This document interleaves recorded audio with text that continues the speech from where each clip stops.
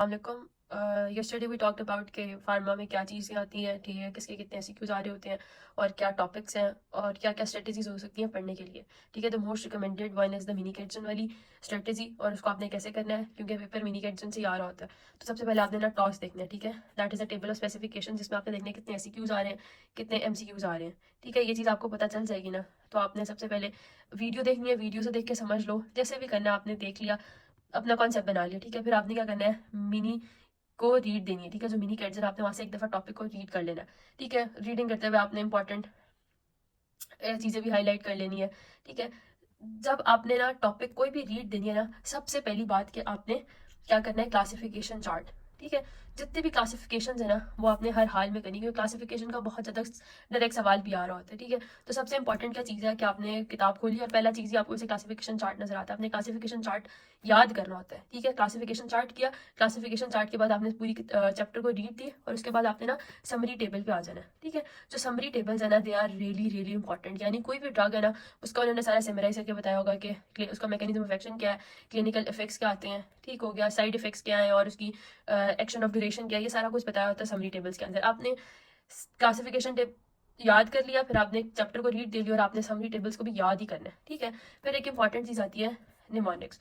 Pharma में mnemonics बहुत ज्यादा चल रहे होते हैं। ठीक है, आपने जो कोई भी निमोनिक बनाया हुआ है, आपने उस निमोनिक को याद करना है किसी तरह भी, जिस तरह के जो कार्डियो सेलेक्टिव बीटा ब्लॉकर्स उनके लिए अबीम लाइट। ठीक है, तो इस तरह के डिफरेंट डिफरेंट आ रहे होते हैं निमोनिक्स, और I will share the PDF. ठीक है, नीचे डिस्क्रिप्शन में डाल दूंगी निमोनिक्स वाली जो भी पीडीएफ है वो। और आपने निमोनिक्स अपने बना ली और आपने समरी टेबल पे जो इंपॉर्टेंट चीज़ें आपने चैप्टर में पढ़ी हो समरी टेबल में लाख करिए ना, आपने वो चीज़ डाल दी है।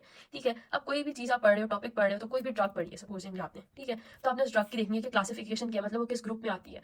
ठीक है, फिर आपने क्लासिफिकेशन देख ली, फिर आपने देख लिया कि उसका मैकेनिज्म ऑफ एक्शन क्या है। मैकेनिज्म ऑफ एक्शन पता चल गया, अच्छा आपने बता दिया, मतलब मैकेनिज्म एक्शन क्या जगह किधर एक्ट करती है, कैसे एक्ट करती है, वेजो कॉन्स्ट्रक्शन करा रही है, वेजो डायलेशन करा रही है, जैसे भी कर रही है, उसकी रीनल एलिमिनेशन कैसे हो रही है। फार्माकोकाइनेटिक्स इतनी ज्यादा पता नहीं होनी चाहिए, लेकिन कुछ ड्रग्स बहुत ज्यादा इंपॉर्टेंट होती हैं जिनकी आपको एलिमिनेशन रूट पता होना चाहिए, क्योंकि उसके अकॉर्डिंगली आप ड्रग दे रहे होते हो, उसकी डोज वगैरह एडजस्ट कर रहे होते हो। ठीक है, तो आपने मैकेनिज्म ऑफ एक्शन देख लिया, फिर आपने देख लिया कि उसके क्लिनिकल इफेक्ट्स क्या आते हैं, फिर उसके साइड इफेक्ट्स क्या आते हैं। ठीक हो गया, क्लिनिकल इफेक्ट्स क्या है, साइड इफेक्ट्स क्या है। ठीक हो गया, फिर आपने ये भी चीज याद रखनी है कि उसका आगे क्या, मतलब किन पेशेंट्स में कॉन्ट्रा इंडिकेटेड है। ठीक है, बहुत सारी ड्रग्स होती हैं जो प्रेगनेंसी में कॉन्ट्रा इंडिकेटेड होती हैं। ठीक है, ये सारी चीज़ जो पेपर में चीज़ आती है ना, वो एमसीक्यू में आती है, वो चीज़ आएगी, कोई ड्रग है उसका साइड इफेक्ट बहुत ज्यादा ना एक प्रोमिनेंट है, ये बहुत इंपॉर्टेंट है, तो वो चीज़ पूछ रहा होगा। ठीक है, कॉन्ट्रा इंडिकेशन बहुत ज्यादा आ रही होती है कि अगर एक रीनल इम्पेयरमेंट वाला पेशेंट, उसमें आप क्या नहीं दे सकते, इस तरह करके डिफरेंट डिफरेंट चीज़ें देख रहा होता है। ठीक है, आपने ये चीज़ें सारी याद करनी होती है बेसिकली।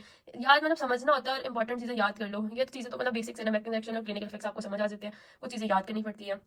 ठीक है, तो आपने सारा कुछ पढ़ के समरी टेबल पे समराइज इंपॉर्टेंट पार्ट डाल देना है। ठीक है, फिर उसके बाद चौथी चीज पे आ जाओ कि आपने टॉपिकल पार्ट्स पे फिर कैसे क्या करना है। ठीक है, टॉपिकल पार्ट्स पर जाके आपने जी चैप्टर पढ़ लिया, सारा कुछ ये कर लिया, तैयार हो गया आपका चैप्टर। आपने फिर देखना पास्ट पेपर में किस तरह सवाल पूछे, और आई वुड सजेस्ट हमेशा फॉरन आंसर पे ना पहुंच जाया करो, खुद उस क्वेश्चन को सॉल्व किया करो कि मुझे समझ कितना आया है। ठीक है, एक्टिव लर्निंग करो, don't go for the passive learning every time. Active learning करोगे, गलती होगी तो दिमाग ज्यादा चलेगा। ठीक है, फिर आपने ये कर लिया, और फिर आप इसको बेशक अपनी यहाँ पे समराइज कर लो कि अच्छा ये चीज मिसिंग थी तो इधर डालनी है, अपनी किताब में डालने की, पास पेपर आया था कि ऐसे क्यों आया था कि नहीं आया था। ठीक है, इस तरह करके आपने नोट्स बनाने हैं तो अपने नोट्स वगैरह बना लो। ठीक है, फिर उसके बाद आपका मतलब एक पूरा चैप्टर तैयार हो गया, आपने पास पेपर कर लिया, किताब पढ़ ली, हर चीज कर ली। उसके बाद ना मिनी कैट्सन के लास्ट पर एमसीक्यूज है। ठीक हो गया, हर चैप्टर के ना।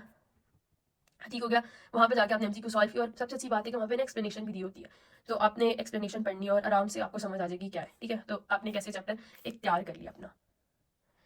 बुक से बता देती हूँ, ठीक है, किस तरह करने में, चैप्टर नहीं पढ़ा रही, सिर्फ बता रही हूँ कि एक चैप्टर को करने की स्ट्रेटेजी क्या है। सबसे पहले आपने जो क्लासिफिकेशन है इनको करने के, जो भी क्लासिफिकेशन के डायरेटिक्स आ रहे हैं, डायलेटर्स आ रहे हैं, किस किस जगह पे एक्ट किसके हिसाब से आ रहे हैं। ठीक है, उनकी एक दो ड्रग्स के नाम लिखे, वो भी याद कर लो, काफी है। अब ये देखो, ऊपर मैंने अपनी जो भी मुझे चीजें मिली थी इंपॉर्टेंट एमसीक्यूज में गलत की है कहीं पे, मैंने लिख लिया कि चैप्टर पढ़ूंगी और वो आराम से मैं देख सकती हूँ। ठीक है, and then you get through, आपने पूरा चैप्टर पढ़ लिया, हाई हिल टर्म्स इनको एक दफा पढ़ लिया करो, बहुत काफी होता है। ठीक है, फिर आपने हाईलाइट कर लिया कि अच्छा मुझे क्या चीज मतलब इंपॉर्टेंट है चैप्टर में, क्या नहीं है, इस तरह आपने हाईलाइट करते जाना है, देखते जाना है। और फिर एंड पे आपने ना ये भी पढ़ना है, ये समरी टेबल है ना, तो आपने समरी टेबल पढ़ लेना, मैंने वहां पर ऐड कर लिया, यहाँ पे नहीं किया था, बड़ी खिचड़ी सी पक जाती है। ठीक है, तो आपने सारा कर लिया कि वही जो क्लासिफिकेशन है उसका अलग अलग से बताया हुआ है कि क्या मैकेनिज्म ऑफ एक्शन है, क्लिनिकल एप्लीकेशन क्या, फार्माकोकाइनेटिक्स क्या, टॉक्सिसिटीज क्या। हर किसी की ना फार्माकोकाइनेटिक्स पता नहीं होनी चाहिए।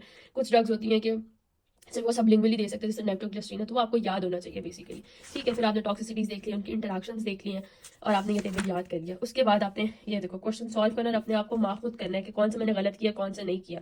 और आई जस्ट एवरी टाइम जो मेरा सवाल गलत होता है या मैं जहाँ पे फंसी थी वहाँ पे स्टार लगा लेती हूँ, मैंने अगली दफ़ा आके सिर्फ वही देखना होता है। फिर आपने एक्सप्लेनेशन पढ़नी है और समझना है कि एक्चुअली वो बात क्या कर रहे हैं। ठीक है, और don't forget to see all of the figures. ठीक है, आपने सारी फिगर्स को देखना है, किस पे क्या बात कर रहे हैं, किस टेबल में क्या बात कर रहे हैं, ये कुछ भी पूछ सकते होते हैं।